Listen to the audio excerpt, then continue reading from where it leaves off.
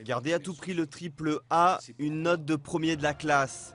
Nicolas Sarkozy en a fait une priorité pour briguer un second mandat, mais cela risque de changer.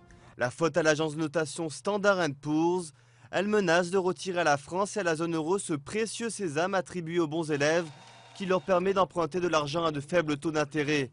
Pour le gouvernement, c'est à l'échelle européenne qu'il faut agir. La vérité, c'est que l'Europe doit se réorganiser et qu'elle doit se désendetter. Ça, c'est un fait.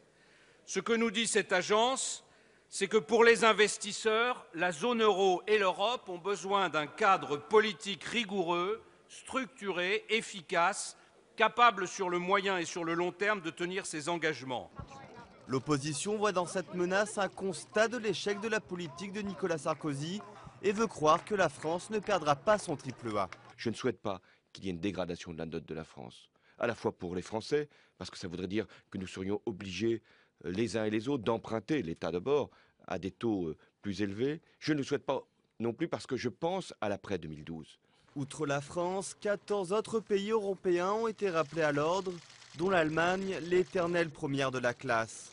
Un rappel à l'ordre qui ressemble à une pression supplémentaire sur la zone euro, qui peine depuis près de 2 ans à régler la crise des dettes publiques. Ils mettent en quelque sorte une pression sur les chefs d'État et de gouvernement de la zone euro pour ne pas rester inactifs une fois de plus et pour prendre des décisions qui seront jugées comme étant utiles ou satisfaisantes ou suffisantes ou pas pour avancer vers la résolution de la crise des souverains européens.